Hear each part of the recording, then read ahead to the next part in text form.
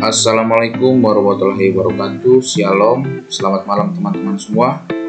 Baik, di video kali ini saya akan mempresentasikan mengenai faktor manusia untuk memenuhi tugas interaksi manusia dengan komputer. Baik, sebelumnya teman-teman saya ingin memperkenalkan diri terlebih dahulu. Nama lengkap saya Yohanes Rivaldi Jumadu dari kelas 08 TPLM 007. Oke teman-teman, kita langsung aja ke slide materinya. Oke, interaksi manusia dan komputer. Interaksi manusia dan komputer adalah sesuatu ilmu yang dipelajari tentang hubungan antara manusia dan komputer yang meliputi perancangan, evaluasi, dan implementasi antarmuka pengguna komputer agar mudah digunakan oleh manusia. Ilmu ini berusaha menemukan cara yang paling efisien untuk merancang pesan elektronik. Dengan kata lain, interaksi manusia dan komputer itu sendiri adalah serangkaian proses, dialog, dan kegiatan yang dilakukan oleh manusia untuk berinteraksi dengan komputer yang keduanya saling memberikan masukan dan umpan balik melalui sebuah antarmuka untuk memperoleh hasil akhir yang diharapkan. Manfaat interaksi manusia dan komputer. Oke, di sini saya mencantumkan ada 4 manfaat dari interaksi manusia dan komputer sendiri. Yang pertama adalah useful, yang kedua adalah usable, yang ketiga adalah use, dan yang keempat adalah usability. Yang pertama useful atau bermanfaat, artinya bisa menuntaskan apa saja yang diperlukan oleh seorang user. Yang berikut adalah usable, bisa digunakan, artinya bisa digunakan serta dioperasikan dengan mudah serta alamiah tanpa bahaya atau merasa kesalahan. Yang berikut adalah use atau yang kita biasa kenal digunakan, artinya bisa membuat orang yang menggunakan merasa tertarik. Yang keempat adalah usability, artinya membuat kriteria berkualitas suatu perangkat lunak seperti fungsionalitas, kemudahan pemeliharaan, serta probabilitas. Peran manusia dalam interaksi manusia dan juga komputer. Peran manusia dalam interaksi manusia dan komputer sangatlah vital. Dalam hal ini, peran manusia adalah sebagai objek sekaligus subjek. Peran manusia dalam interaksi manusia dan komputer antara lain. Yang pertama adalah membuat agar teknologi komputer lebih berguna, bermanfaat, dan aman bagi manusia. Yang kedua, mendesain agar sistem komputer kedepannya lebih akrab dan ramah bagi penggunanya atau user-friendly. Kriteria user-friendly diantaranya mudah digunakan oleh pengguna komputer yang masih awam dengan komputer yang baru belajar.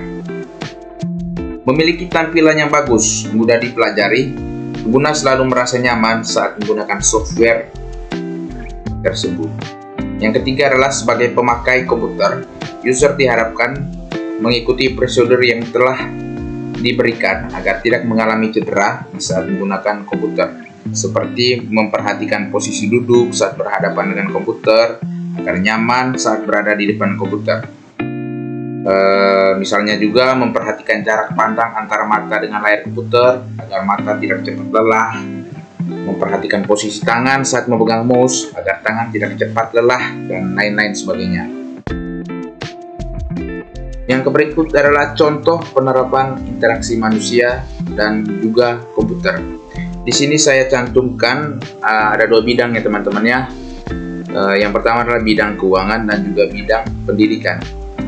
Di sini contoh dari bidang keuangan, misalnya seorang kasir yang menghitung belanjaan pembeli menggunakan mesin kasir modern berbasis Android yang saat ini telah menggunakan touchscreen sebagai alat inputnya menggantikan keyboard. Terus contoh lain juga misalnya di bank yang kita sering lihat sehari-hari teman-teman ya. Di bank, seorang teller menggunakan komputer untuk mengupdate informasi data nasabah seperti menabung, menarik tunai, transfer, dan lain sebagainya. Sedangkan bidang yang berikut adalah bidang pendidikan.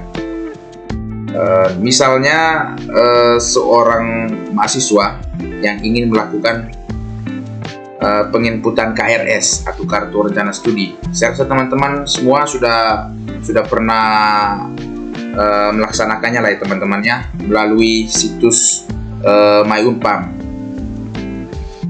sistem informasi akademik lah ya, MyUnpam. Terus contoh yang berikut adalah misalnya seorang dosen dan juga mahasiswa yang mengakses sistem pendidikan e-learning. E-learning sendiri adalah singkatan dari electronic learning. Saya rasa ini juga tidak asik lagi ya teman-temannya, karena sistem ini juga kita biasa pakai dalam proses pembelajaran.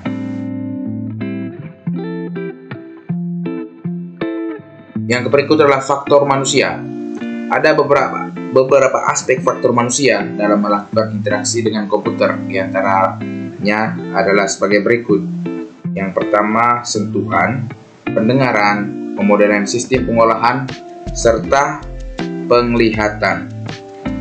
Kita mulai dari penglihatan aja ya teman-teman ya. Penglihatan pada manusia tentu berkaitan dengan mata.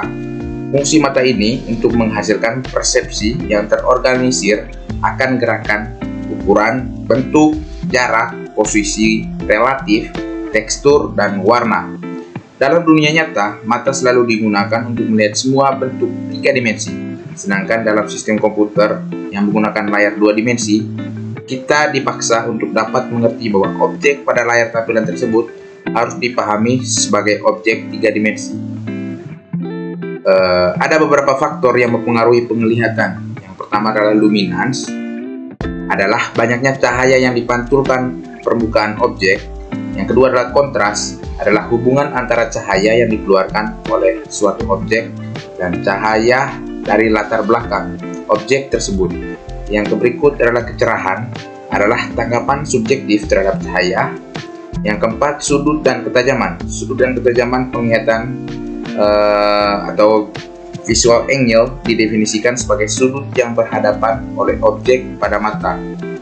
Yang berikut adalah medan penglihatan, adalah sudut yang dibentuk ketika mata bergerak ke kiri terjauh dan ke kanan terjauh.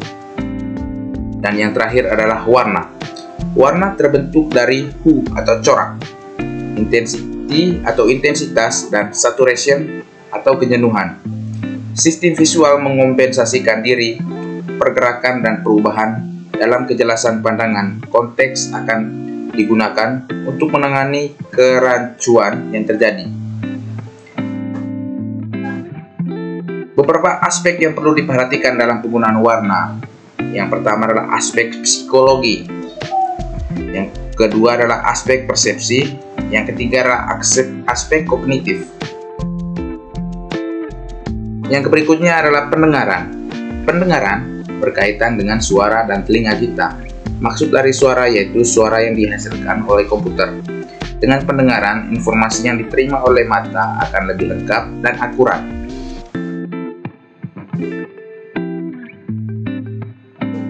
Yang berikut adalah sentuhan. Sentuhan berkaitan dengan kulit manusia yang berfungsi untuk mengenali lingkungan manusia melalui rabaan.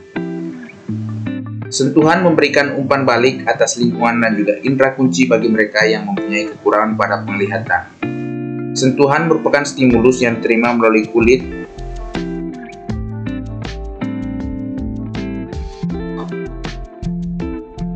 Oke teman-teman, sekian saja video presentasi mengenai faktor manusia dari saya. Kurang lebihnya saya mohon maaf bila ada kesalahan kata-kata. Atas perhatiannya saya ucapkan terima kasih. Assalamualaikum warahmatullahi wabarakatuh. Shalom, selamat malam, dan sampai jumpa.